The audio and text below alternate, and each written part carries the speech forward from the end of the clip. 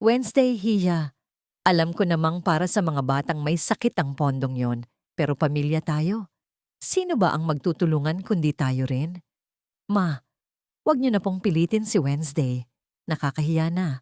5 taon na nga niya akong inaalagaan kahit ganito ang sitwasyon niya.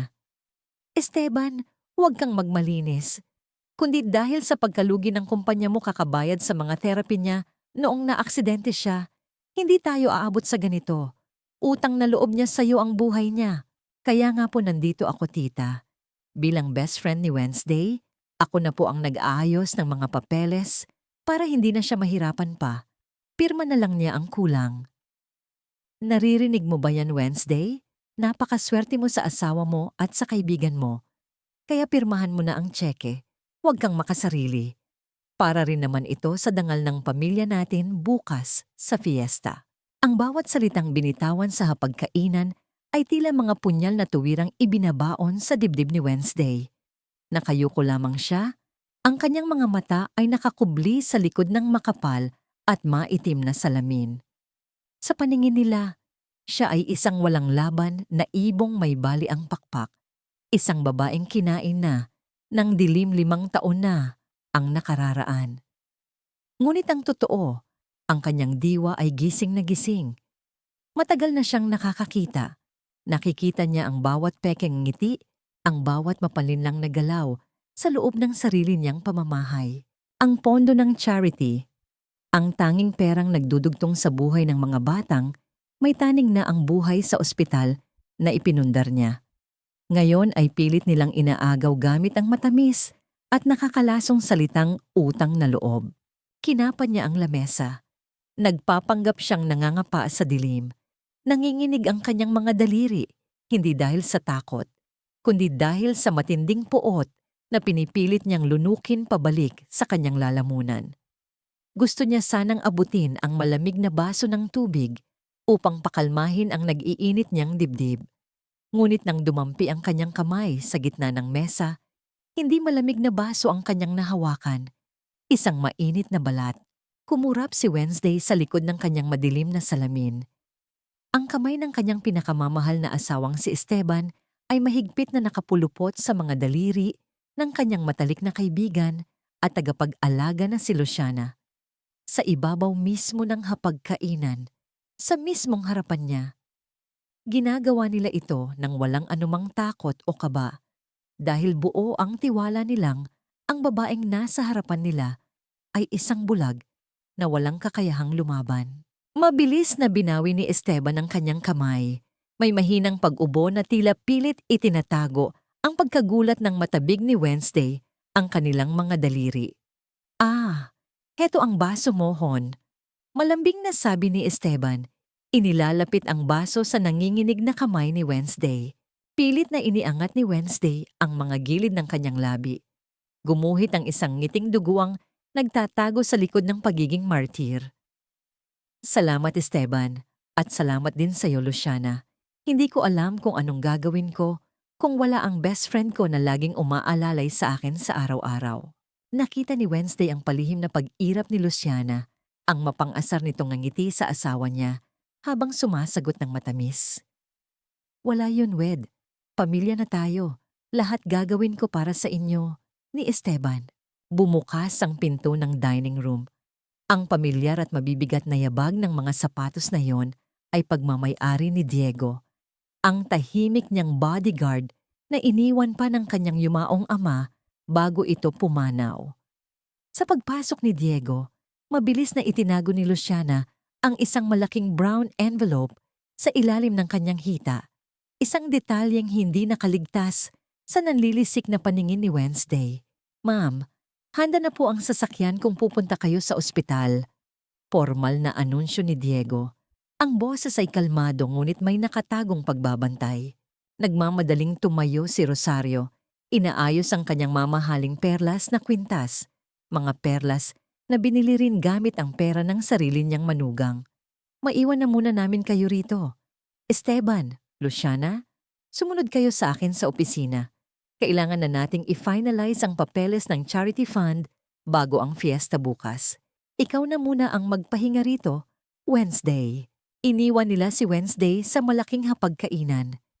Ang mga yapak nila ay palayo ng palayo hanggang sa tuluyang lamunin ng katahimikan ang kabuuan ng silid. Nang matiyak niyang wala na sila, dahan-dahang itinaas ni Wednesday ang kanyang mga kamay. Hinubad niya ang makapal at maitim na salamin. Sumalubong sa kanya ang nakakabulag na liwanag ng umaga mula sa bintana, ngunit mas nakakabulag ang katotohanang nakalatag sa kanyang harapan. Tinitigan niya ang basong pinag-inuman ni Esteban kanina.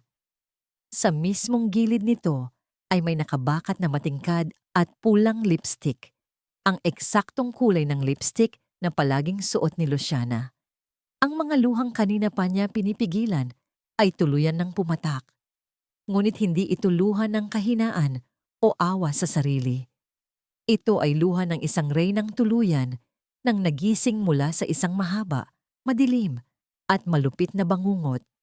Humigpit ang hawak niya sa malamig na baso hanggang sa mamuti ang kanyang mga buko. Pati ang pondong magdudugtong sa buhay ng mga batang walang kalaban-laban, kukunin ninyo para sa sarili ninyong luho. Mahinang bulong ni Wednesday, ang boses ay kasing lamig ng yelo. Magsisimula na ang paniningil. Binitawan niya ang baso. Ang pagbagsak nito sa sahig ay naglikha ng isang matalim at basag na alingaw-ngaw sa buong kabahayan. Isang tunog na naghudyat ng simula ng pagguho ng pamilya Montemayor. Tahimik na lumuhod si Diego upang pulutin ang mga nagkalat na piraso ng bubog sa sahig. Ang bawat matalas na piraso ay tila refleksyon ng wasak na pagkatao ni Wednesday sa mga oras na yon. Wala siyang binitawang tanong. Sa tagal ng pagiging matapat niyang tagabantay, sapat na ang isang sulyap sa namumulang mga mata ng kanyang alaga upang maunawaan niya ang lalim ng sakit na pinagdaraanan nito. Dahan-dahang tumayo si Diego at maingat na hinawakan ang siko ni Wednesday. Ang kanyang pag-alalay ay hindi nagpapahiwatig ng awa, kundi isang matibay na pader na laging handang sandalan. Sabay silang naglakad patungo sa dulo ng pasilyo, palayo sa silid kainan na naging saksi sa pagyapak sa dignidad ng dalaga. Bumaba sila patungo sa isang lihim na silid sa ilalim ng mansyon, isang lugar na tanging silang dalawa lamang ang nakakaalam. Habang binabagtas nila ang madilim na hagdanan, isang maling hakbang ang nagpalawit sa balanse ni Wednesday. Bago pa man siya tuluyang mahulog, mabilis at kalmadong iniharang ni Diego ang kanyang sariling katawan sa ibaba ng hagdan upang saluhin ang buong bigat ng dalaga. Mahigpit ngunit magalang siyang nakahawak sa mga balikat ni Wednesday. Sinisiguro ang kaligtasan nito gamit ang sariling lakas. Isang simpleng kilos na walang halong pananamantala, ngunit nag-iwan ng init na bahagyang tumunaw sa nagyayelong puso ni Wednesday. Walang salitang namutawi, tanging ang tahimik na pangakong hindi niya hahayaang masaktan ito ng pisikal sa kanyang harapan. Sa loob ng lihim na silid, bumungad sa kanila ang pader na puno ng mga kumikislap na monitor. Dito nagtatapos ang pagkukunwari. Umupo si Wednesday sa harap ng mga screen at pinanood ang iba't ibang anggulo ng mansyon. Sa isang monitor, malinaw na nakikita sina Esteban at Luciana na nagtatawanan sa loob ng opisina. Tila nagdiriwang na sa perang nakatakda nilang nakawin. Isang mainit na kape ang inilapag ni Diego sa tabi ng kanyang mga kamay. Ang init na nagmumula sa tasa ay nagbigay ng pansamantalang kapanatagan sa kanyang nanginginig na kalamnan. Tiningala niya ang lalaking nananatiling nakatayo sa kanyang likuran, ang tanging kakampi niya sa gitna ng pugad ng mga ahas. Tila bumalik ang kanyang gunita sa huling gabi bago binawian ng buhay ang kanyang amang si Don Arturo. Parang naririnig pa rin niya ang paos na tinig ng matanda habang mahigpit na nakahawak sa kanyang mga kamay. Binalaan na siya nito noon pa man tungkol sa tunay na kulay ng mga taong nakapaligid sa kanya. May iniwang lihim na testamento ang kanyang ama, isang makapangyarihang dokumento na babawi sa lahat ng yaman ng mga Montemayor. Ngunit may isang malupit na kondisyon. Magkakabisa lamang ang testamento kapag naranasan na ni Wednesday ang pinakamatinding pagtataksil kapag nasa bingit na siya ng pagkawala ng lahat upang matuto siyang bumangon ng mag-isa at hindi na muling maging sunod-sunuran. Kailangan niyang tiisin ang bawat pang-aalipusta hanggang bukas sa araw ng fiesta upang makumpleto ang lason na tatapos sa kasakiman ng kanyang asawa at biyenan. Habang malalim ang iniisip ni Wednesday, bahagyang umatras si Diego patungo sa sulok ng madilim na silid. Palihim niyang kinuha ang kanyang lumang pitaka. Dahan-dahan niyang hinaplos ang isang luma at lukot na litrato na nakatago sa pinakaloob nito. Sa gilid ng litrato ay may bakas ng natuyong dugo na hindi na kailanman mabubura. Isang mabigat na buntong hininga ang pinigilan niyang makawala. Ang bawat pagtingin niya sa litratong yon ay tila pag-ikot ng punyal sa kanyang sariling konsensya, isang madilim na lihim mula sa nakaraan na natatakot siyang malaman ng babaeng pinagsisilbihan niya.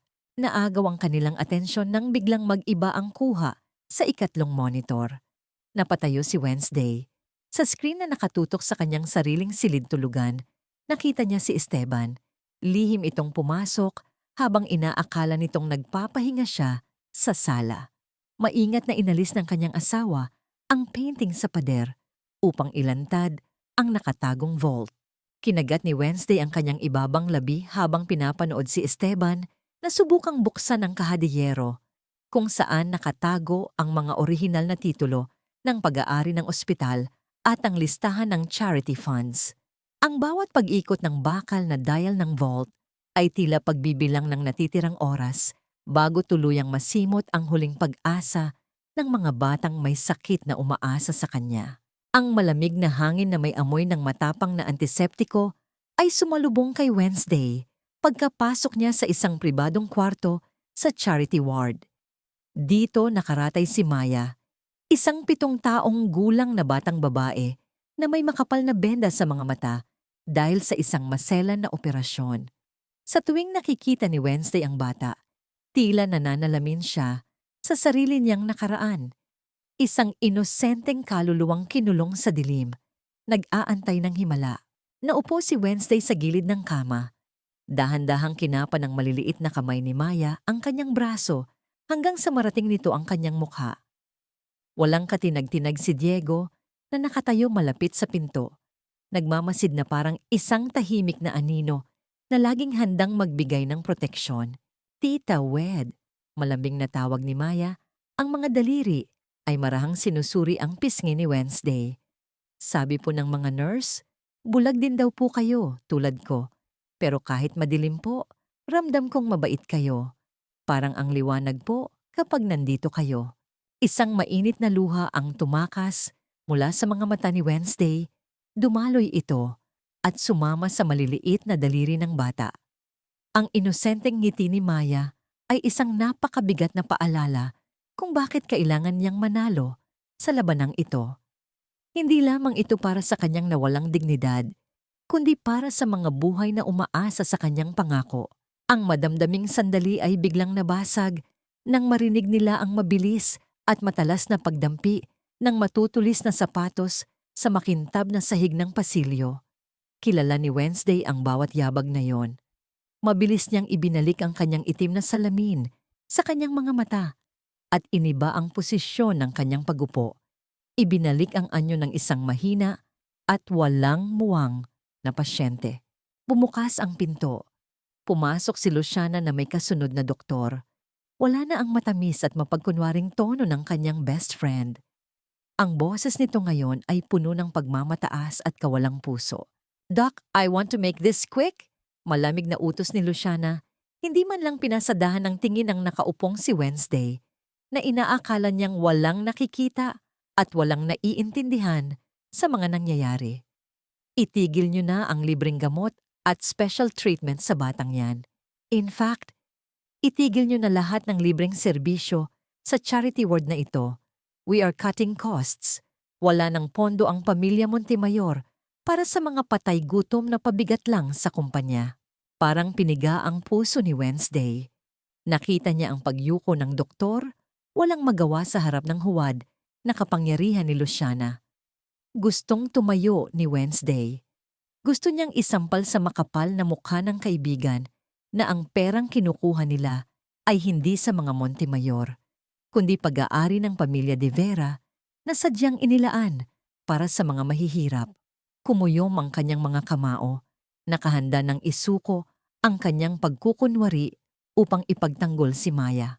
Ngunit bago pa siya makagalaw, naramdaman niya ang isang mainit at malaking palad na dumapo sa kanyang nanginginig na balikat. Si Diego. Ang mahigpit ngunit banayad na pagpisil nito ay isang tahimik na pakiusap. Huwag muna. Huwag mong sayangin ang lahat. Sa pamamagitan ng simpleng dampi na yon, tila hinigop ni Diego ang lahat ng galit ni Wednesday. Pinapaalala na ang tunay na tagumpay ay nangangailangan ng tamang panahon. Unti-unting lumuwag ang pagkakakuyom ng kanyang mga palad. Umalis si Luciana patungo sa labas ng silid upang sagutin ang kanyang telepono na nag-ilaw mula sa kanyang mamahaling bag. Sa mga sandaling iyon, nakita ni Wednesday ang palihim na paglapit ni Diego sa doktor. Walang imik na iniabot ng kanyang bodyguard ang isang maliit na sobreng naglalaman ng salapi. Ang sarili nitong ipon. Isang tahimik na bayarin upang matiyak na hindi matitigil ang gamutan ng bata. Tiningala ni Wednesday si Diego, ang kanyang puso ay umaapaw sa isang uri ng paggalang at damdamin na matagal na niyang hindi nararamdaman sa kahit na sinong lalaki. Sinundan ni Wednesday ng tingin si Luciana na nakatayo ngayon sa labas ng pasilyo. Dahil nakabukas ng bahagya ang pinto, umabot sa kanyang pandinig ang matalim na banta nito sa kausap sa linya. Siguraduhin mong nakabantay kayo ng maigi kay Ginoong Javier. Kapag nagbanta siyang magsalita, alam niyo na ang gagawin. Patahimikin niyo. Kumunot ang noo ni Wednesday sa likod ng kanyang salamin. Ginoong Javier? Iyon ang apelido ni Diego. Bakit ipinapabantayan ni Luciana ang pamilya ng kanyang bodyguard? Anong madilim na lihim ang nag-uugnay sa mga taong sumira sa buhay niya at sa lalaking nag-iisang nagpoprotekta sa kanya ngayon? Ang mga katanungang ito ay pansamantalang natabunan nang sila ay lumabas na ng ospital.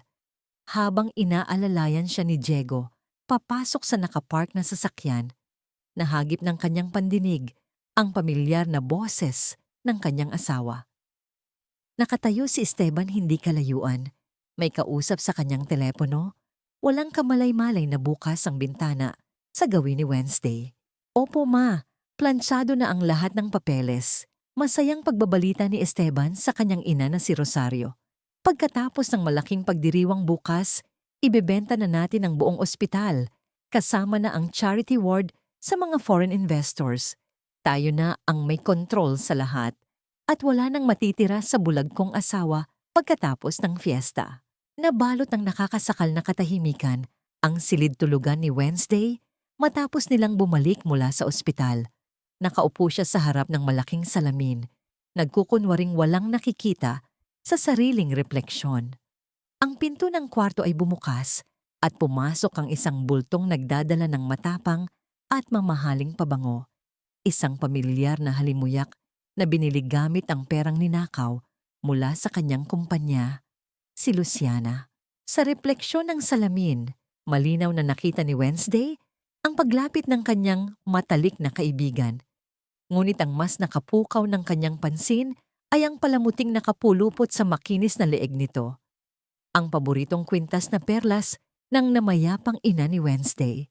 Ang mismong kwintas na itinago niya sa loob ng vault na malinaw na ninakaw ni Esteban upang iregalo sa kanyang kabit. Ang kawalang hiyaan ni Luciana ay walang hangganan. Sinasadya nitong isuot ang alahas sa mismong harapan niya. Lubos na nagtitiwalang walang kakayahan ang mga mata ni Wednesday na makilala ang ninakaw na pamana. Wed, nandito na ang mga bitamina mo. Pilit na pinalambing ni Luciana ang kanyang tinig habang inilalapag ang maliit na platito ng gamot sa tukador. Dahan-dahang iniangat ni Wednesday ang kanyang kamay. Sa halip na kunin ang gamot, kinapa niya ang hangin patungo sa direksyon ni Luciana.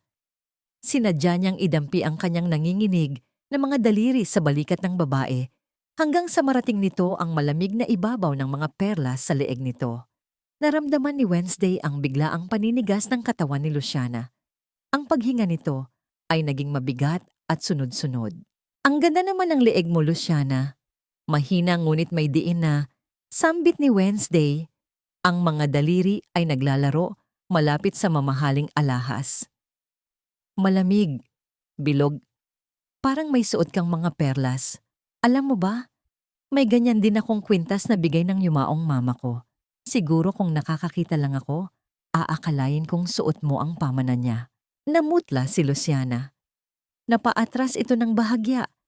Pilit na inilalayo ang kanyang leeg sa mga daliri ni Wednesday na tila anumang oras ay sasakalin siya. Huwag kang ngang mag-isip ng kung ano-ano, Wed. Babarya lang ang halaga nitong nabili ko sa mall. Bago pa man makasagot si Wednesday, pumasok si Rosario sa silid. Bit-bit ang kanyang pang-araw-araw na mapanghusgang aura. Agad niyang napansin ang tensyon sa pagitan ng dalawa. Ano ba namang klaseng mga salita yan, Wednesday? Mabilis na panunumbat ng kanyang biyanan. Agad na pumosisyon sa tabi ni Luciana upang ipagtanggol ito. Inaalagaan ka na nga ng kaibigan mo, pinagdududahan mo pa. Napakalaki ng utang na loob natin kay Luciana sa pagtitiis niya sa mga kapansanan mo. Huwag kang maging pabigat na nga, maging walang utang na loob pa. Matuto kang magpasalamat. Yumuko si Wednesday, ibinalik ang maskara ng isang api at sunod-sunuran. Opo ma, pasensya na po. Nagpapasalamat po talaga ako kay Luciana sa lahat ng ginagawa niya para sa asawa ko at sa pamilyang ito. May dalang dobleng kahulugan ang kanyang mga salita. Ngunit masyadong lunod sa sariling kayabangan sina Rosario at Luciana upang mapansin ito. Nagkatinginan ng dalawang ahas, nagngitian sa pag-aakalang muli nilang naipanalo ang laban bago tuluyang lumabas at iniwan siyang mag-isa. Nang sumara ang pinto, dahan-dahang umangat ang mukha ni Wednesday. Nawala ang lungkot sa kanyang mga mata. Sa halip, isang palihim at matalim na ngiti ang gumuhit sa kanyang mga labi. Alam niya ang kahinaan ng kanyang mga kalaban, ang kanilang labis na kumpiyansa. Habang inaakala nilang tinatapakan nila siya, hindi nila alam na sila ang unti-unting lumalakad papasok sa patibong na inilatag niya. Pagkalipas ng ilang oras, pumasok si Diego sa silid upang ihatid ang mga sulat at papeles na dumating para sa ospital. Inilapag niya ang mga ito sa maliit na lamesa sa tabi ng kama ni Wednesday. Habang abala si Diego sa pag-aayos ng mga dokumento, isang lumang sobre ang nahulog mula sa bulsa ng kanyang suot na jacket. Hindi ito napansin ni Diego, ngunit malinaw itong nakita ni Wednesday nang bahagyang sumilip ang kanyang mga mata mula sa gilid ng kanyang maitim na salamin. Nang magpaalam si Diego upang kumuha ng mainit na tsaa, mabilis na yumuko si Wednesday at dinampot ang sobre. Walang selyo. Tila ipinadala sa pamamagitan ng isang personal na mensahero. Tinitigan niya ang pangalan ng nagpadala na nakasulat sa itaas na bahagi ng lukot na papel. Tumigil ang pag-ikot ng kanyang mundo. Ang hangin sa kanyang baga ay tila biglang ninakaw. Ang pangalang nakasulat, Tomas Javier. Tomas Javier. Ang lalaking nagmamaneho ng truck na bumangga sa sasakyan ng kanyang pamilya 5 taon na ang nakararaan. Ang lalaking naging dahilan ng pagkamatay ng kanyang ina at ang tuluyang pagdilim ng kanyang paningin. Nanginig ang buong pagkatao ni Wednesday habang palipat-lipat ang tingin niya sa pangalan sa sobre at sa pintuang kakalabas lamang ni Diego. Diego Javier. Bakit may sulat si Diego mula sa lalaking sumira sa buhay niya? At ano ang tunay na ugnayan ng kanyang tahimik na tagapagligtas sa pinakamasalimuot na bangungot ng kanyang nakaraan? Ginamit ni Wednesday ang pagkakataong abala ang mga matang nagmamasid sa kanya upang palihim na pasukin ang maliit na silid ni Diego sa dulo ng pasilyo. Ang kwarto ng kanyang tagapagligtas ay payak at walang masyadong gamit. Tila sumasalamin sa buhay nitong nakatuon lamang sa pagbabantay sa kanya. Ngunit sa ilalim ng kalmadong anyo ng silid na ito ay may nakatagong katotohanang handang sumira sa nag-iisang sandigan niya. Mabilis ngunit maingat na binuksan ni Wednesday ang nag-iisang drawer sa tabi ng simpleng kama. Natagpuan niya ang lukot na sobre at isang lumang talaarawan na balot sa itim na balat. Dahan-dahan niyang binuklat ang mga pahina. Ang bawat salitang nakasulat sa pamilyar na guhit ng kamay ni Diego ay tila asidong pumapaso sa nagdurugunan niyang puso. Nakumpirma ng kanyang mga mata ang kinatatakutan niya. Malinaw na nakasulat sa unang pahina ang buong pag-amin ng lalaki. Ako si Diego Javier, anak ng lalaking sumira sa buhay ng mga De Vera. Ang pagpasok ko sa pamamahay na ito ay upang magbayad utang. Ang buhay ko ay nakalaan bilang kabayaran sa kasalanang ginawa ng aking ama. Ang panginginig ng kanyang mga kamay ay hindi nagmula sa takot sa kanyang asawa o biyenan. Ito ay dulot ng matinding sakit na baka ang tanging pag-ibig, pag-aalaga at mga lihim na pagyakap ni Diego na itinuturing niyang totoo ay isa lamang malamig na obligasyon at awa. Buong akala niya, sa gitna ng pugad ng mga ahas na ito, ay may isang taong totoong nagpapahalaga sa kanya nang walang hinihinging kapalit. Isang kasinungalingan din ba ang tanging kanlungan niya? Bago pa man niya tuluyang maisara ang talaarawan, nahagip ng kanyang nanlalabong mga paningin ang isang kakaibang pangungusap sa pinakahuling pahina. Isang linyang nagdulot ng mas malalim na pagkalito sa kanyang isipan. Kailangan ko siyang iligtas. Bago magsalita si Rosario, kumunot ang kanyang noo. Ano ang kinalaman ng kanyang biyenang si Rosario sa aksidenteng kinasangkutan ng ama ni Diego? Anong lihim ang pinagtatakpan ng lalaking kaharap niya? Sana gabi-gabi. Ang tahimik niyang pagtatanong ay naputol nang bumukas ang pinto ng silid. Nakatayo sa hamba ng pinto si Diego. Napatigil ang matipunong lalaki nang makita si Wednesday na nakatayo malapit sa kanyang mesa, hawak ang nakabukang talaarawan. Mabilis na ibinalik ni Wednesday ang kanyang maitim na salamin upang itago ang katotohanang nabasa niya ang lahat. Ngunit huli na, hindi na kailangang magsalita ni Diego para malaman ang nangyayari. Sa tagal ng panahon na binabantayan niya si Wednesday, kilala na niya ang bawat galaw nito. Ang mabilis at malalim nitong paghinga, ang panginginig ng mga balikat nito, at ang pilit na pag-iwas ng mukha nito. Lahat ng iyon ay sapat na upang malaman ni Diego na nawasak na ang lihim na matagal niyang pinoprotektahan. Nakatitig lamang si Diego sa kanya. Ang mga mata ay puno ng pagsisisi at pagmamakaawang hindi mabigkas ng mga labi. Walang alibaybay, walang pagpapaliwanag. Isang nakakabinging katahimikan ang namayani sa pagitan nilang dalawa. Mas masakit pa kaysa sa anumang sigaw o sumbat. Ibinalik ni Wednesday ang talaarawan sa ibabaw ng mesa. Kinapa niya ang hangin, ibinalik ang maskara ng isang bulag, at dahan-dahang naglakad palabas ng silid. Nang dumaan siya sa mismong harapan ni Diego, humakbang ng bahagya ang lalaki. Tila gustong abutin ng kanyang kamay upang pigilan siya. Ngunit iniwas ni Wednesday ang kanyang siko. Malamig siyang naglakad palayo. Iniiwan ang kaisa-isang taong inasahan niyang hindi kailanman magtatago ng katotohanan sa kanya. Pagbalik sa sarili niyang silid tulugan, pinilit ni Wednesday na pakalmahin ang kanyang nagwawalang isipan. Kailangan niyang maging matatag. Wala siyang ibang kakampi kundi ang sarili niya. Ngunit bago pa man siya makabuo ng panibagong plano, muling bumukas ang pinto ng kanyang kwarto. Pumasok si Esteban. Iba ang hangin na dala ng kanyang asawa ngayon. Kalmado, nakangiti, ngunit may nakatagong panganib. Wala itong dalang pagkain o tubig. Sa halip, sa ilalim ng liwanag ng gabi, malinaw na nakita ni Wednesday ang hawak nitong isang maliit na hiringgilya. Pasensya na hon, kailangan mong matulog ng mahaba bago ang fiesta. Malamig ngunit nakakakilabot na bulong ni Esteban habang dahan-dahang lumalapit sa gilid ng kama.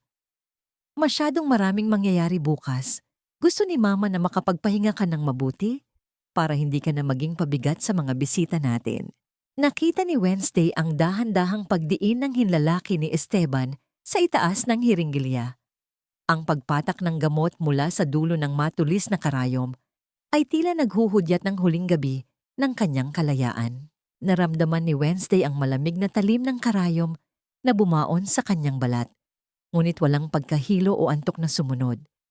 Dahil bago pa man magawa ni Esteban ang maitim nitong balak, nakita na ni Wednesday sa kanyang lihim na monitor ang paghahanda nito ng gamot at matalino niyang napalitan ang laman ng vial ng simpleng tubig. Gayunpaman, upang maging perpekto ang kanyang palabas, unti-unti niyang ibinagsak ang kanyang mga balikat.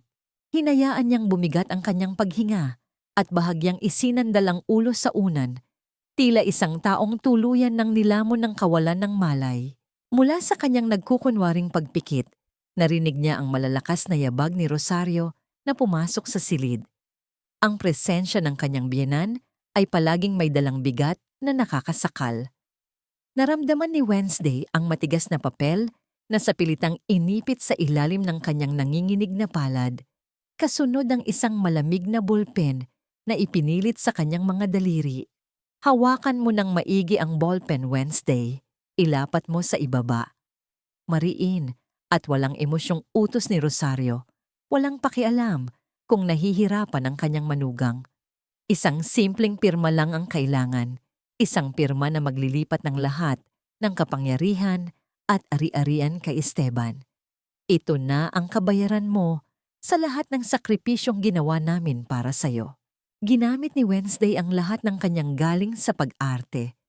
Pilit siyang lumuha, ang kanyang tinig ay basag at puno ng pagmamakaawa. Esteban, asawa ko, huwag niyo akong iwan. Natatakot ako sa dilim. Paano na ako? Kinabig ni Esteban ang balikat ni Wednesday, isang hawak na puno ng pagkukunwari at panloloko. Para sa ikabubuti mo ito, Hon, para hindi ka na mahirapan sa pagpapatakbo ng negosyo. Kami na ang bahala sa lahat. Magpahinga ka na. Nanginginig ang kamay ni Wednesday habang ginagabayan ni Esteban ang kanyang ballpen sa ibabaw ng papel. Isang pirma. Isang huling pagpaparaya. Ibinigay niya sa kanila ang kapangyarihang inaasam nila, hindi dahil natalo siya, kundi upang sukatin kung hanggang saan aabot ang kanilang kasakiman. Ito ang huling mitsa na magpapaliyab sa lihim na testamento ng kanyang ama. Pagkatapos mailapat ang tinta sa papel, mabilis itong hinablot ni Rosario na tila isang buwitreng nakasunggab ng sariwang karne. Bumukas ang pinto at pumasok si Luciana. Wala nang pagpapanggap sa mga kilos ng kanyang dating matalik na kaibigan. Naramdaman ni Wednesday ang paglubog ng kutsyon sa kabilang bahagi ng kama. Sa pag-aakalang mahimbing nang natutulog ang bulag na asawa dahil sa gamot. Walang pag-aalinlangang inangkin ni Luciana ang mga labi ni Esteban sa mismong harapan ni Wednesday. Ang halik na yon ay sinundan ng isang matalim at mapangutyang bulong mula kay Luciana na umalingaw-ngaw sa tahimik na silid. Akin na ang ospital mo, bulag. Pati ang pamilya mo pag-aari ko na. Sabay-sabay silang lumabas ng silid. Bit-bit ng papel na inaakala nilang magbibigay sa kanila ng tagumpay. Pagkasara ng pinto, naiwan si Wednesday sa gitna ng malamig at madilim na kwarto. Dahan-dahan niyang iminulat ang kanyang mga mata. Isang butil ng luha ang tahimik na kumawala mula sa kanyang pilik mata at bumagsak sa kumot. Hindi yon luha ng pagdurusa at lalong hindi luha ng pagkatalo. Ang luhang iyon ang huling patak ng awa na inilaan niya para sa lalaking minsang tinawag niyang asawa. Sa pagtulo nito, tuluyan na ring namatay ang anumang natitirang pagmamahal sa kanyang puso. Bumangon si Wednesday, tuwid ang likod at kalmado ang paghinga. Ngunit isang katanungan ang gumugulo sa kanyang isipan, nasaan si Diego? Sa gitna ng pinakamalaking panlilinlang na ito, ang kanyang tagapagligtas ay mistulang bula na naglaho. May kinalaman ba ito sa pagtuklas niya sa katotohanan kanina? O may iba itong pinaplano bago tuluyang magsalita ang kanyang biyenan? Itinabi niya ang mga tanong sa isang sulok ng kanyang isipan. Kinuha niya ang isang nakatagong telepono mula sa ilalim ng kanyang unan. Ang kanyang mga daliri ay mabilis at tiyak na nagdial ng isang numero. Attorney Mendoza, malamig at matapang na bungad ni Wednesday, ang boses ay nagbabadya ng isang paparating na unos. Hawak na nila ang pirma. Ihanda ang testamento ni Papa para bukas sa fiesta.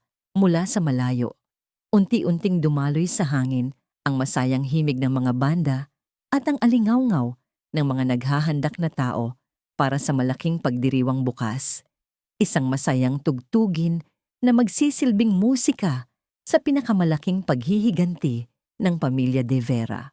Nabalot muli ng katahimikan ang silid, ngunit hindi ito nagtagal.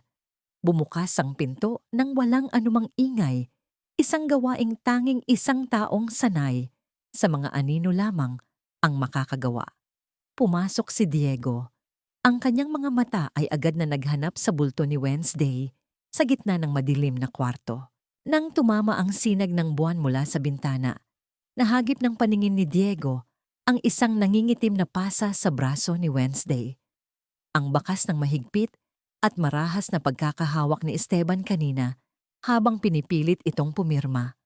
Kumuyom ang mga kamao ni Diego, pinipigilan ang sariling tumakbo palabas upang bawiin ang buhay ng lalaking nanakit sa nag-iisang babaeng nais niyang protektahan. Dahan-dahan siyang humakbang papalapit, ngunit napatigil siya nang biglang magsalita si Wednesday. Hindi mo na kailangang magtago sa dilim, Diego. Napakurap si Diego. Nakaupo si Wednesday sa gilid ng kama. Wala na ang maitim nitong salamin. Sa unang pagkakataon matapos ang 5 taon, nakita ni Diego ang buong kinang ng mga mata ni Wednesday na nakatitig ng tuwid sa kanya. Walang pangangapa, walang pag-aalinlangan. Nakatingin ito ng diretso sa kanyang kaluluwa. Matagal na akong nakakakita. Kalmado ngunit may diin na patuloy ni Wednesday. Ang boses ay tila isang malambot na patalim. At nakita ko rin ang nakasulat sa talaarawan mo kanina. Bumagsak ang balikat ni Diego. Wala siyang ginawang pagtanggi. Sa halip na magpaliwanag mula sa kinatatayuan, unti-unti niyang ibinaba ang kanyang matipunong pangangatawan hanggang sa lumuhod siya sa mismong paanan ni Wednesday. Ang lalaking hindi kailanman yumuko sa sinuman ay kusang isinuko ang kanyang sarili sa harap ng babaeng nagmamay-ari ng kanyang katapatan. Patawad, basag na bulong ni Diego. Ang matapang niyang mukha ay nakayuko, hindi magawang salubungin ng liwanag sa mga mata ni Wednesday. Totoo ang nabasa mo. Si Thomas Javier ang aking ama. Pumasok ako rito dahil kinain ako ng konsensya sa ginawa niya sa pamilya mo. Ngunit may isang bagay kang hindi pa alam. Wednesday. Hindi aksidente ang nangyari. Binayaran ni Rosario Montemayor ang ama ko upang banggain ang sasakyan ninyo. Gusto niyang mawala ang mama mo at mabulag ka para mapilitan kayong umasa sa kanila. Parang pinatigil ang pag-ikot ng mundo ni Wednesday. Ang kanyang sariling biyenan ang nag-utos ng kamatayan ng kanyang ina. Isang demonyong nagbihis anghel na kumalingas sa kanya sa loob ng 5 taon. Naramdaman niya ang panlalamig ng kanyang buong katawan. Ngunit bago pa man siya tuluyang kainin ng galit, muling nagsalita si Diego. Noong una, pumasok ako upang magbayad utang. Nag-angat ng tingin si Diego at sa unang pagkakataon, nakita ni Wednesday ang pamumuo ng mga luha sa mga mata ng matapang niyang tagapagligtas. Pero sa bawat araw na kasama kita, sa bawat pagluha mo na palihim kong pinupunasan, sa bawat ngiti mo na pilit nilang ninanakaw, nagbago ang lahat. Ang pagbabantay ko sa iyo ngayon ay hindi na dahil sa kasalanan ng ama ko. Ginagawa ko ito dahil mahal kita, Wednesday, at handa akong isuko pati ang sarili kong ama sa mga pulis. Makamit mo lang ang hustisyang ipinagkait sa iyo. Napatitig si Wednesday sa lalaking nakaluhod sa kanyang harapan. Nakita niya ang hubad na katotohanan sa mga mata nito. Walang manipulasyon, walang pagpapanggap. Ito ang tunay na pag-ibig. Hindi naghahanap ng kapalit, hindi nagpapabigat, kundi isang tahimik na kalasag laban sa malupit na mundo. Dahan-dahang iniabot ni Wednesday ang kanyang mga nanginginig na kamay at hinaplos ang magkabilang pisngi ni Diego. Sa halip na itaboy ang lalaking may dugong nag-uugnay sa kanyang madilim na nakaraan, pinili niyang tanggapin ang liwanag na inaalok nito ngayon. Ipinikit ni Diego ang kanyang mga mata, hinayaan ang sariling damhin ang init ng mga palad ni Wednesday. Dahan-dahan siyang sumandal paharap hanggang sa maglapat ang kanilang mga noo. Isang mainit na patak ng luha mula kay Diego ang dahan-dahang gumapang pababa at pumatak sa ibabaw ng kamay ni Wednesday. Isang lalaking matapang na hindi nahihiyang umiyak at magpakita ng kahinaan para sa babaeng mahal niya. Sa pagdampi ng kanilang mga noo, tila nagkaisa ang kanilang mga sugatang kaluluwa. Isang tahimik na paghilom sa gitna ng nagbabadyang unos. Bukas, lalaban tayo. Mahinang bulong ni Wednesday sa pagitan ng kanilang mga hininga. At sabay nating tatapusin ang kasamaan nila. Ngunit ang kanilang madamdamin at payapang sandali ay biglang ginimbal ng isang marahas na ingay. Mula sa labas ng mansyon, narinig nila ang malakas at sunod-sunod na paghampas sa matigas na kahoy ng pangunahing pintuan. Tila pilit itong winawasak. Kasunod nito ay ang matinis at nag-iiskandalong boses ni Tita Corazon, ang kilalang tagakalat ng balita sa buong bayan, na sumisigaw at tinatawag ang pangalan ni Wednesday. Bago pa man makatayo si Diego, nagningning ang mga pader ng kwarto dahil sa naghahalinhi ng asul at pulang ilaw na tumatagos mula sa salamin ng bintana. Ang matinis na panaghoy ng sirena ng pulisya ay pumunit sa tahimik na gabi. Nagdadala ng isang malamig na mensahe na naunahan na sila ni Rosario sa kanilang laro ng pagwasak. Ang nakakabinging iyak ng sirena na umalingaw-ngaw sa buong bakuran ay tuluyan ng bumasag sa katahimikan ng mansyon.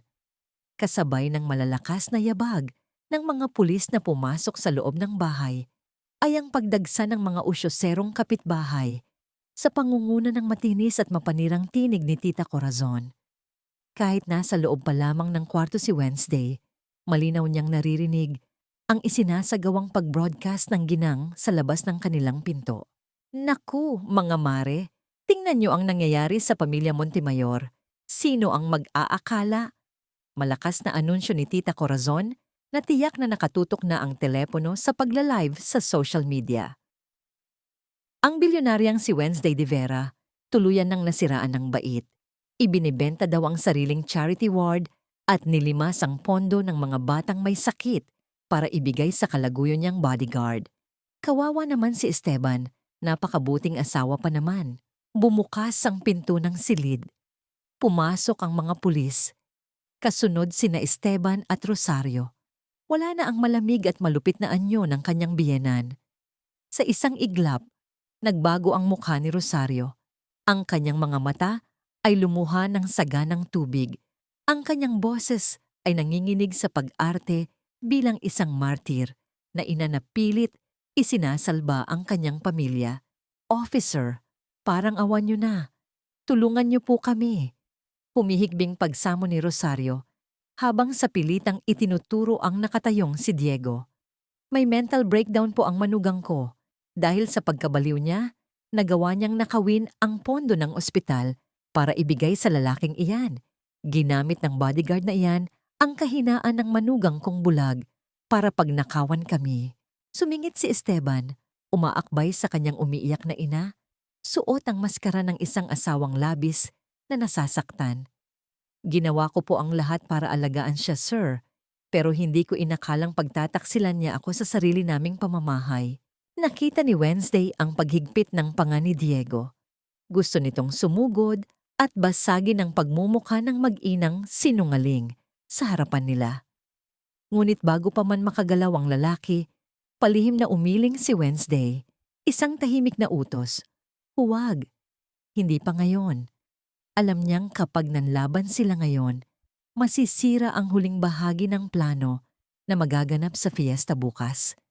Kailangan nilang tiisin ang pagtapak sa kanilang dangal upang masigurado ang tuluyang pagbagsak ng mga kalaban.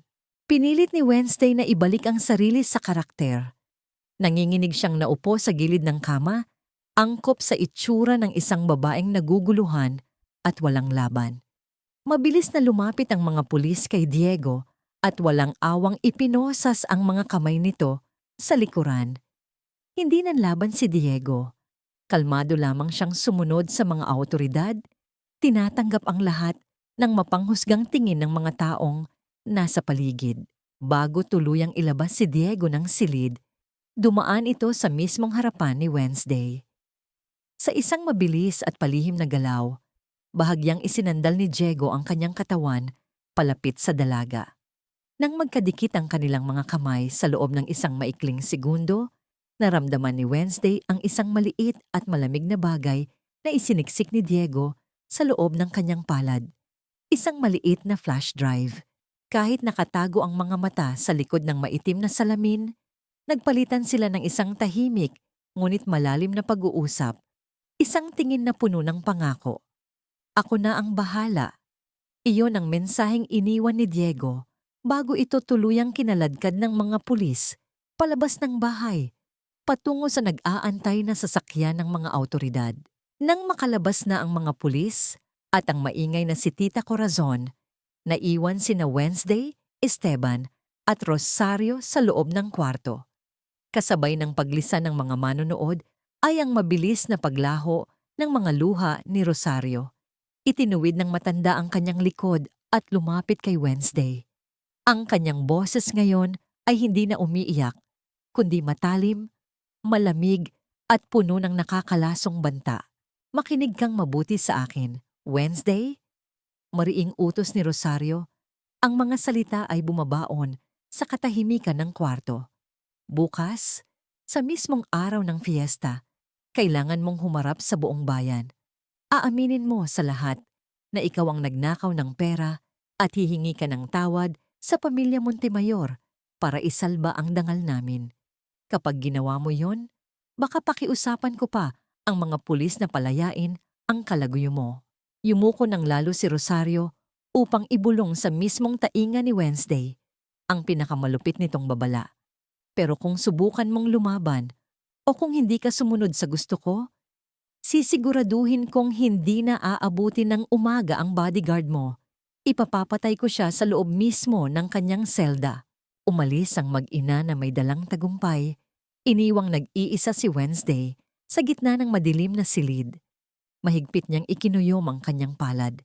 Iniingatan ng maliit na flash drive na naglalaman ng kanilang huling pag-asa.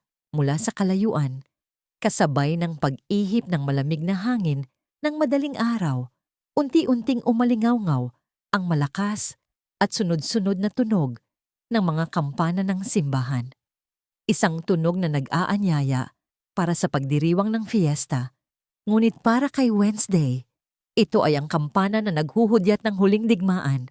Ang nakakapasong init ng sikat ng araw ay tila walang binatbat sa nagbabagang mga matang nakatitig kay Wednesday nang dumating sila sa gitna ng plaza. Punong-puno ang buong bayan para sa inaabangang fiesta. Nagkalat ang mga makukulay na banderitas na sumasayaw sa ihip ng hangin, ngunit ang kapaligiran ay balot ng isang mabigat at mapanghusgang aura. Mahigpit na nakakapit ang mga daliri ni Luciana sa braso ni Wednesday. Ibinabaon ng matutulis nitong kuko sa balat ng dalaga habang nagkukunwaring maingat na inaalalayan ng bulag na kaibigan paakyat ng entablado. Sa bawat hakbang ni Wednesday, malinaw na umaabot sa kanyang pandinig ang mga malulutong na bulungan ng mga taong bayan. Mga salitang unti-unting pumupunit sa kanyang pagkatao. Magnanakaw, baliw, walang utang na loob, makasalanan. Ang kahihiyan ay tila isang mabigat na krus na sadyang ipinapasan sa kanya ng pamilyang nangako ng pagmamahal. Nang makarating sila sa gitna ng malawak na stage, kinuha ni Esteban ang mikropono. Humarap siya sa dagat ng mga tao. Ang mukha ay ginuhitan ng isang perpektong maskara ng pagdurusa. Mga kababayan, basag ang tinig ni Esteban. Pinilit na magpatak ng mga luhang huwad para sa simpatiya ng publiko. Bilang haligi ng pamilya Montemayor, humihingi po ako ng kapatawaran sa iskandalong ginawa ng aking asawa. Ninakaw niya ang pondo ng ating mga batang may sakit upang ibigay sa ibang lalaki. Dahil sa pagkasira ng kanyang pag-iisip, ngunit bilang isang asawang nagmamahal sa harap ng Diyos, handa ko siyang patawarin at patuloy na alagaan.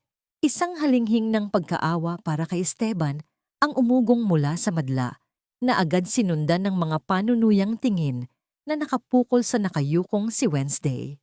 Ang pagbabaliktad ng katotohanan ay isinagawa ng napaka-perpekto. Kinuha ni Rosario ang mikropono mula sa kanyang anak. Tumayo siya ng tuwid. Ang mukha ay nag-uumapaw sa matinding kayabangan at huwad na kapangyarihan. Ito ang sandaling matagal na niyang inaantay. Ang tuluyang pagwasak sa dangal ng babaeng may-ari ng kayamanang ninanakaw nila. Wednesday, malamig at umaalingaw-ngaw na utos ni Rosario, sapat upang marinig ng buong bayan, upang patunayan ang iyong pagsisisi at upang maisalba pa natin ang dangal ng pamilya Montemayor na niyurakan mo. Lumuhod ka ngayon din. Magmano ka sa akin at humingi ka ng tawad sa buong bayan. Tila tumigil ang pag-ikot ng mundo. Ang kultura ng pagmamano ay isang sagradong tanda ng paggalang at pagmamahal. Ngunit ngayon, ginagamit ito ni Rosario bilang isang latigo upang tuluyang alipinin ang kanyang kaluluwa. Naramdaman ni Wednesday ang marahas na pagtulak ni Luciana sa kanyang likuran.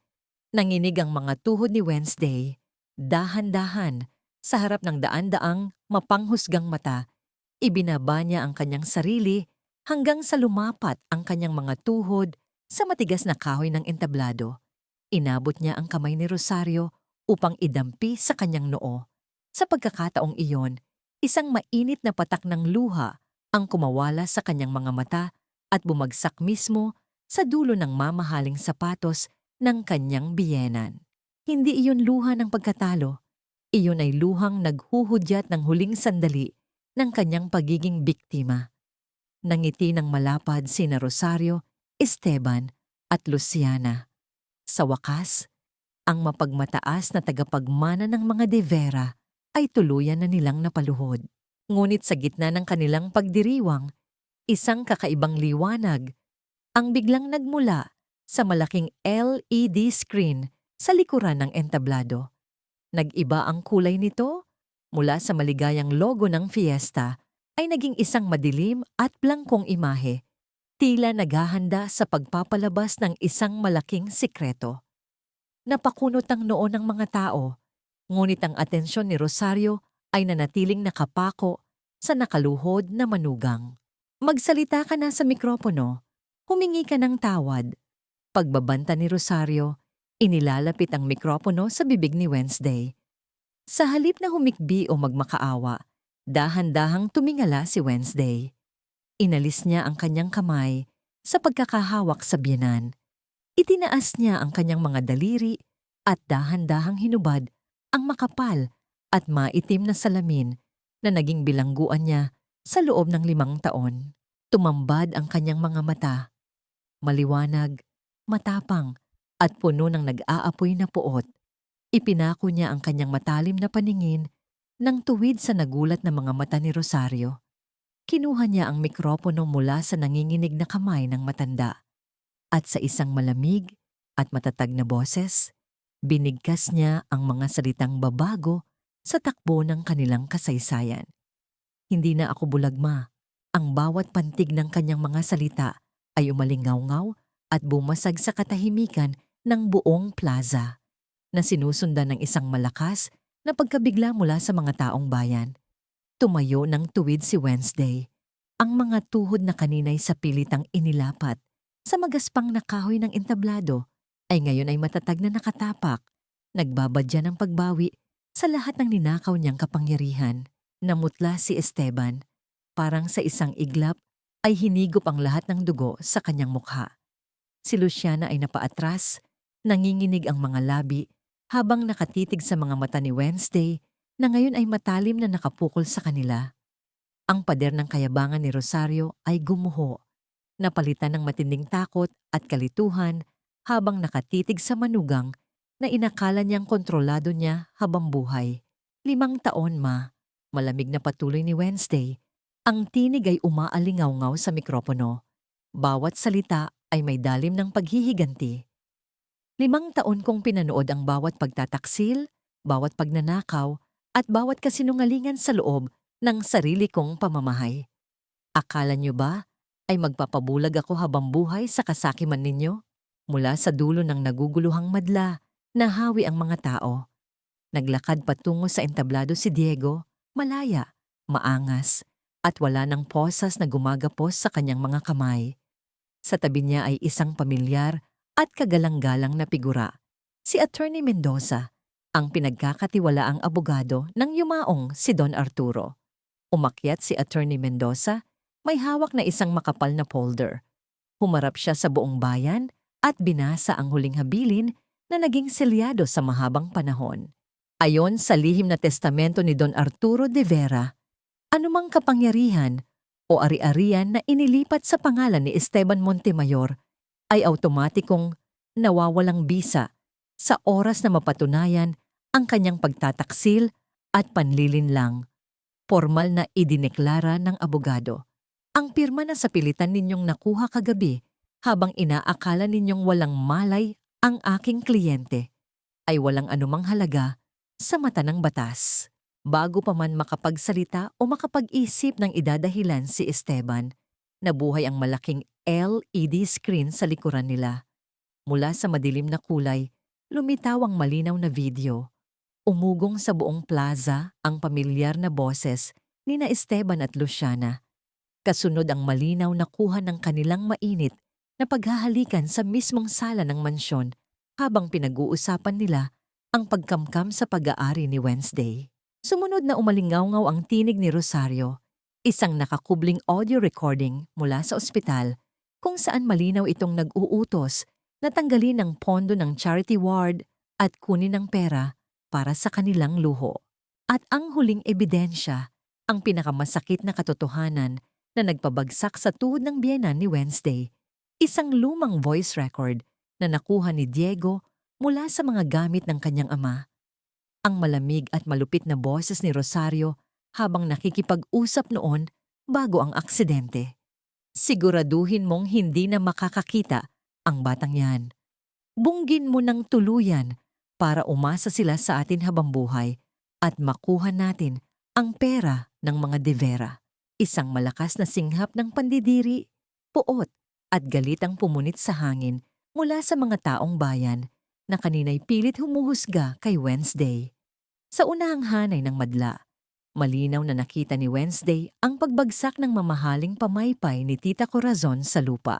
Nakanganga ang ginang, ang dating mabilis na dila na sanay magkalat ng malulutong na tsismis ay ngayon ay natuyo at napipi sa bigat ng iskandalong nasaksihan. Wala na siyang masabi. Ang karma ay dumating hindi bilang isang bulong, kundi bilang isang malakas na sampal sa lahat ng naniwala sa panlilinlang.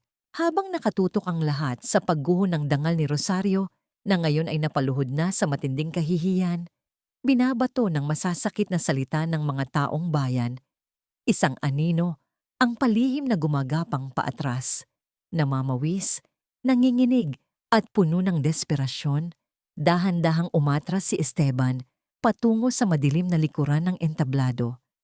Pilit siyang tumatakas sa nag-aantay na hawla ng pulisya na ngayon ay papalapit na sa kanila, ngunit bago pa man siya tuluyang makababa sa likurang hagdanan, isang matipunong katawan ang humarang sa kanyang daan, si Diego. Ang mga mata ng matapang na tagapagligtas ay nagbabaga sa puot at determinasyong hindi palampasin ang lalaking sumira sa kaligayahan ng babaeng mahal niya. Sa matinding desperasyon, gulat at takot na mawala ang kanyang kalayaan, mabilis na dumukot si Esteban sa loob ng kanyang mamahaling jacket. Itinaas niya ang kanyang nanginginig na kamay at sa dulo nito ay isang malamig na bakal na nakatutok ng tuwid sa direksyon ni Wednesday na nakatayo sa gitna ng entablado. Ang ingay ng nagagalit na madla ay biglang nilamon ng katahimikan nang umalingaw-ngaw ang isang nakakakilabot na tunog. Ang matalas at mekanikal na pagkasa ng armas na handang kumitil ng buhay anumang segundo.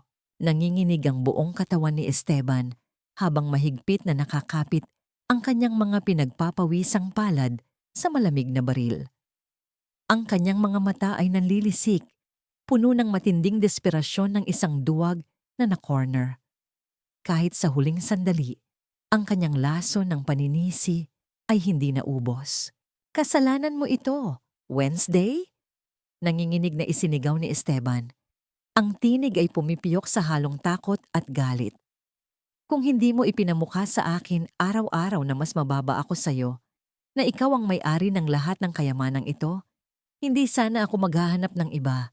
Inagaw mo ang pagkalalaki ko. Ikaw ang sumira sa pamilyang ito. Hindi natinag si Wednesday. Tinitigan niya lamang ang lalaking minsang pinangakuan niya ng walang hanggang pag-ibig sa harap ng altar. Ngayon ay isa na lamang estrangherong nilamon ng sariling kaawa-awang ego at pilit ginagawang biktima ang sarili. Bago pa man maikasa ng buo ni Esteban ang armas, isang malapad at matipunong likod ang humarang sa paningin ni Wednesday. Tahimik na pumagitna si Diego. Wala siyang dalang sandata, walang anumang proteksyon kundi ang sariling katawan na inihaharap sa bunganga ng kamatayan. Kalmado ang kanyang paghinga habang tinititigan ng diretso sa mata ang nanginginig na si Esteban. Isang simpleng kilos ng tunay na pag-ibig, hindi nagkukwenta, hindi natatakot, handang saluhin ang anumang bala para lamang sa kaligtasan ng babaeng nasa kanyang likuran. Subukan mo, Esteban, malamig at matapang na hamon ni Diego. Dadaan ka muna sa bangkay ko. Sa oras ding iyon, nakita ni Luciana ang unti-unting paglapit ng mga pulis mula sa magkabilang gilid ng entablado. Nanlamig ang buong katawan ng kabit sa pagnanasang iligtas ang sariling balat mula sa tuluyang pagkalunod at pagkakakulong. Ginawa niya ang pinakatraidor na hakbang. Marahas niyang itinulak si Esteban mula sa likuran. Siya ang may pakagagawan ng lahat. Palahaw ni Luciana, pilit na kumakawala palayo habang inilalaglag ang lalaking sinabihan niya ng pagmamahal kahapon lamang. Ginamit niya lang ako.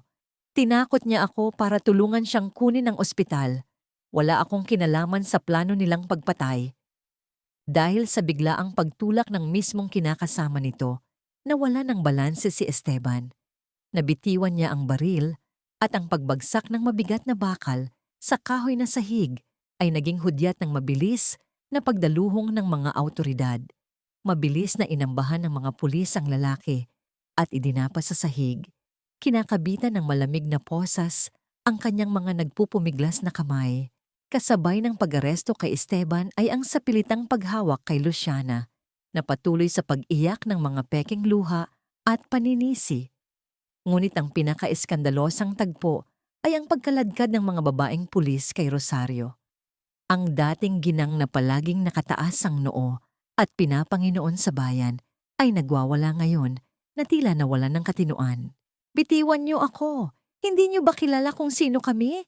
Kami ang mga Montemayor. Matinis na tili ni Rosario, ang mga buhok ay magulo at ang mamahaling damit ay gusot-gusot sa pagpupumiglas. Nakakahiya. Nakatingin ang mga tao. Huwag niyo akong hawakan. Ngunit sa halip na awa, pandidiri at pangungutya ang isinalubong sa kanya ng madla. Ang mga taong kanina'y sumusunod sa kanyang mga utos at humuhusga kay Wednesday ay ngayon dumudura sa lupa, malapit sa kanyang paanan at bumabato ng mga salitang kasing talim ng patalim. Ang pagkawala ng kanyang hiya at dangal sa harap ng pampublikong entablado ang pinakamalupit na parusang iginawad sa kanya ng tadhana. Habang kinakaladkad si Esteban pababa ng entablado, pilit nitong nilingon si Wednesday. Sumisigaw ito. Tinatawag ang pangalan niya at nagmamakaawa sa huling pagkakataon. Ngunit hindi man lang lumingon ang dalaga. Ang mga mata ni Wednesday ay nakatuon lamang kay Diego. Dahan-dahan niyang hinaplos ang braso ng lalaki, sinusuri ng maigi kung may galos ba ito at panatag na sumandal sa balikat nito. Ang kawalang pakialam ni Wednesday sa pag-iral ni Esteban na tila isa na lamang itong hangin na dumaan at naglaho. Ang pinakamalalim na saksak sa palalong ego ng kanyang asawa. Iyon ang huling sandali na nakita ng pamilya Montemayor ang babaeng sinubukan nilang wasakin. Natapos ang gabi ng fiesta nang may tuluyang paglilinis sa mga linta ng kanyang buhay. Kinabukasan, ang tahimik na sikat ng umaga ay sumalubong sa loob ng pribadong opisina ni Wednesday. Nakaharap siya sa isang bundok ng mga papeles, mga titulo, bank accounts, at mga kontrata ng buong ospital. Nasa kanya na ang buong kontrol. Nabawi na niya ang lahat ng ninakaw sa kanya. Ngunit ang kayamanang ito rin ang nagdala ng sumpa at muntik ng sumira sa kanyang kinabukasan. Kailangan niyang magdesisyon. Ipagpapatuloy ba niya ang paghawak sa buong imperyo na bumulag sa kanya sa katotohanan ng mahabang panahon? Huminga ng malalim si Wednesday. Hinawakan niya ang isang itim na ballpen. Inilapit ito sa ibabaw ng makapal na dokumento. Ang paglapat ng matalim na dulo ng tinta sa magaspang na papel ay umalingaw-ngaw sa tahimik na silid, isang tunog na magtatakda ng kanyang huling hakbang tungo sa kalayaan. Ang matalim na dulo ng tinta ay dahan-dahang gumuhit sa huling pahina ng dokumentong nasa ibabaw ng kanyang mesa. Sa bawat kurba ng kanyang pangalan, naramdaman ni Wednesday ang unti-unting pagkalas ng mga kinakalawang na tanikala na matagal nang pumipigil sa kanyang kaligayahan. Ang unang pinirmahan niya ay ang mga papeles para sa tuluyang pagpapawalang bisa ng kanyang kasal kay Esteban. Wala nang atrasan. Isang formal na pagputol sa ugnayang binuo sa kasinungalingan. Sumunod niyang nilagdaan ay isang manipis, ngunit makapangyarihang kontrata. Sa halip na angkinin ang buong imperyo na muntik nang sumira sa kanyang pagkatao, pinili niyang bitawan ang kalahati ng kanyang kabuuang yaman. Ipinagkaloob niya ang 50% ng kanyang shares upang formal na itatag ang Don Arturo Free Hospital, isang pasilidad na magbibigay ng libre at kumpletong atensyong medikal para sa mga batang walang kakayahang magpagamot, katulad ng inosenteng si Maya. Nakangiti si Wednesday habang ibinababa ang ballpen. Napagtanto niya na ang tunay na halaga ng pera ay hindi nasusukat sa dami nito sa bangko, kundi sa kakayahan nitong bumili ng pag-asa para sa iba at kalayaan para sa kanyang sarili. Nang hapong yon, dinalaw ni Wednesday ang puntod ng kanyang yumaong ama. Ang malamig na simoy ng hangin ay banayad na humaplos sa kanyang mukha habang inilalapag niya ang isang pumpon ng puting rosas sa paanan ng malamig na marmol. Salamat, Papa. Malambing at payapang bulong ni Wednesday, ang mga daliri ay sinusundan ang nakaukit na pangalan ng matanda. Noong una, nagalit ako sa iyo. Inisip kong napakalupit ng testamento mo. Pero ngayon, naiintindihan ko na. Kailangan kong masugatan ng malalim para matuto akong lumaban ng mag-isa. Pinapatawad na kita at pinapalaya ko na rin ang sarili ko sa bigat ng iyong mga inaasahan. Habang nakatayo si Wednesday sa ilalim ng maaliwalas na kalangitan, sa kabilang dako naman ng bayan ay isang mabigat at madilim na paghaharap ang nagaganap sa loob ng malamig na pader ng kulungan. Nakatitig si Diego sa lalaking nakasuot ng kahel na uniporme sa kabilang dako ng makapal na salamin. Ang kanyang amang si Tomas Javier ay tumanda at nanghina.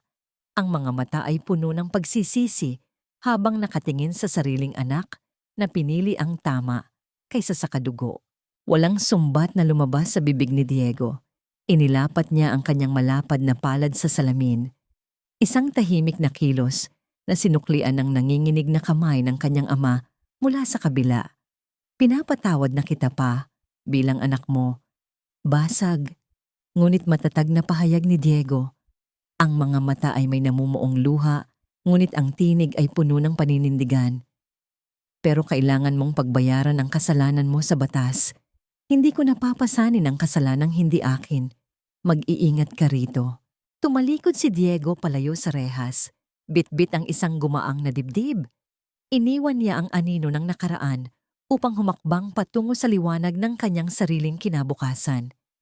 Kinabukasan, isang maliit na maleta lamang, ang bitbit ni Wednesday Pababa ng malaking hagdanan ng mga Montemayor, naiwan ng mga nagtataasang alahas, ang mga mamahaling damit at ang lahat ng luhong binili ng maruming pera. Hindi niya kailangan ng isang malaking kastilyo na puno ng mga multo ng pagtataksil. Bago siya tuluyang lumabas ng pangunahing pintuan, huminto si Wednesday sa gitna ng malawak na sala. Tinitigan niya ang madilim na espasyong naging saksi sa kanyang mga pag-iyak sa gabi. Dahan-dahan siyang naglakad patungo sa naglalakihang bintana at hinawi ang mga makakapal na kurtina. Ibinukas niya ng maluwag ang mga salamin, hinahayaan ang masiglang sikat ng araw na pumasok at yakapin ang buong kabahayan. Walang luhang pumatak mula sa kanyang mga mata, tanging isang purong ngiti ng tagumpay at kapayapaan ang namutawis sa kanyang mga labi.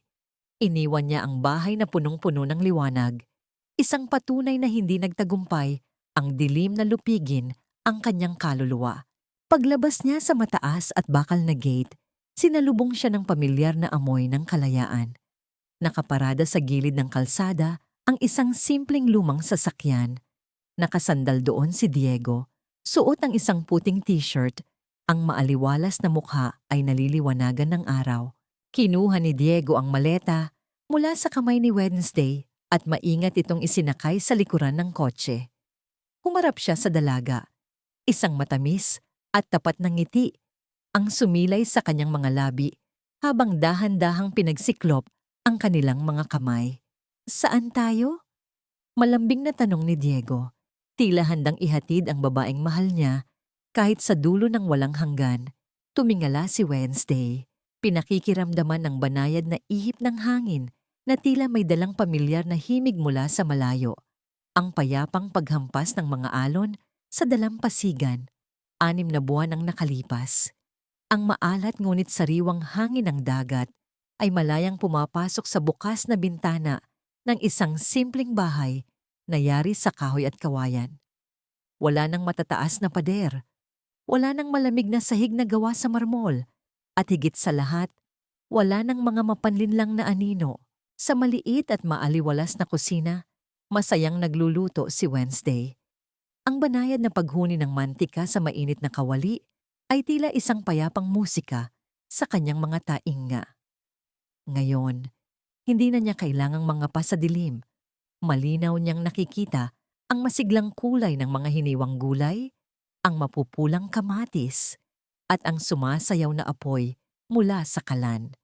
Ang bawat simpleng detalye ng kanyang bagong buhay ay isang patunay ng kanyang ganap na kalayaan at paghilom. Mula sa isang lumang radyo sa gilid ng mesa, dinala ng hangin ang balita mula sa Maynila. Isang ulat tungkol sa kinahinatnan ng mga taong sumubok na wasakin siya. Sa loob ng malamig at madilim na selda, ibinalita na tuluyan nang nawala ng katinoan si Rosario Montemayor. Palagi na lamang nitong kinakausap ang malamig na pader, humihikbi at nagmamakaawa na ibalik ang kanyang yaman at nawalang dangal sa lipunan. Samantala, sina Esteban at Luciana ay patuloy na nag-aaway at nagsisisihan sa loob ng korte. Pilit na inilalaglag ang isa't isa upang mapababa ang kanilang sentensya. Sila ay naging mga habambuhay na bilanggo ng sarili nilang kasakiman. Dahan-dahang pinatay ni Wednesday ang radyo. Wala nang ni isang patak ng galit sa puso niya. Tanging isang tahimik na pagtanggap na ang bawat isa ay umaani lamang ng sarili nilang itinanim. Natutunan na niyang magpatawad, hindi para palayain ang mga taong nanakit sa kanya, kundi para tuluyang palayain ang kanyang sarili mula sa bigat ng nakaraan. Ang kanyang mapayapang pagmumuni-muni ay naputol nang marinig niya ang masasayang yabag ng maliliit na paa na tumatakbo papasok ng bahay. Si Maya. Nakasuot ang bata ng bagong salamin, ngunit ang mga mata nito sa likod ng lente ay malinaw na nakakakita sa ganda ng mundo.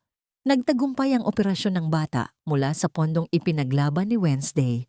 Tita Wed, mas siglang bati ni Maya, mabilis na yumakap sa baywang ni Wednesday. Nakita ko po yung malaking ibon sa labas. Ang ganda po pala ng kulay ng dagat. Ngumiti ng napakatamis si Wednesday at hinaplos ang malambot na buhok ng bata. Ito ang tunay na pamilya. Naintindihan niya na ang pamilya ay hindi palaging nakatali sa dugo o sa mga obligasyong ipinipilit ng lipunan. Ang tunay na pamilya ay pinagbubuklod ng wagas na pagmamahal, katotohanan at pag-asa. Mula sa likuran ni Maya, pumasok ang isang matipunong lalaki na may bitbit na mga sariwang prutas. Ibinaba ni Diego ang kanyang mga dala at nginitian ng bata bago ito tuluyang tumakbo palabas upang muling maglaro sa buhanginan. Naiwan silang dalawa sa loob ng tahimik na kusina. Dahan-dahang lumapit si Diego sa likuran ni Wednesday. Ipinalupot niya ang kanyang malalakas na braso sa baywang ng dalaga, isang yakap na puno ng respeto, pag-iingat at walang hanggang pag-ibig. Ipinatong ni Diego ang kanyang baba sa balikat ni Wednesday at sabay nilang pinanood ang naglalarong si Maya sa labas ng bintana. Walang anumang mali siya, tanging isang dalisay na pagpaparamdam na siya ay ligtas at pinapahalagahan. Salamat sa pagpili sa liwanag. Malambing na bulong ni Diego, ang hininga nito ay nagbibigay ng init at kapanatagan sa kaluluwa ng dalaga. Ipinatong ni Wednesday ang kanyang mga kamay sa ibabaw ng mga palad ni Diego. Ipinikit niya ang kanyang mga mata, dinadama ang kapayapaang matagal niyang ipinagdasal na dumating. Salamat sa pagiging mata ko, Diego, ganting bulong ni Wednesday. Salamat sa pananatili sa tabi ko noong mga panahong ayaw kong makita ang totoo. At salamat sa pagiging lakas ko noong akala ko ay wala na akong kakayahang tumayo. Nang lumapit ang dapit hapon, sabay silang lumabas sa dalampasigan. Ang langit ay nagkulay kahel at lila. Naghuhudyat ng mapayapang paglubog ng araw. Hindi na kailangan ni Wednesday ng maitim na salamin upang magtago mula sa mundo. Nahanap na niya ang sagot sa pinakamalaking aral ng kanyang buhay. Ang katapatan ay hindi pinatutunayan sa pamamagitan ng bulag na sakripisyo at pagtitiis. Ang tunay na kaligayahan ay nagsisimula kapag nagkaroon ka ng tapang na ipagtanggol ang sarili mong dignidad. Habang tahimik na humahampas ang mga alon sa dalampasigan, mahigpit na pinisil ni Diego ang kamay ni Wednesday. Tumingala ang dalaga at tinitigan ang lalaking nasa kanyang tabi. Ang paglubog ng araw sa karagatan ay napakagandang pagmasdan. Ngunit para kay Wednesday, ang pinakamagandang tanawin ay ang mukha ng lalaking hindi kailanman bumitaw sa kanyang kamay sa gitna ng pinakamadilim na unos ng kanyang buhay. At sa pagkakataong ito, buong-buo at malinaw na niyang nakikita ang kanyang masayang kinabukasan.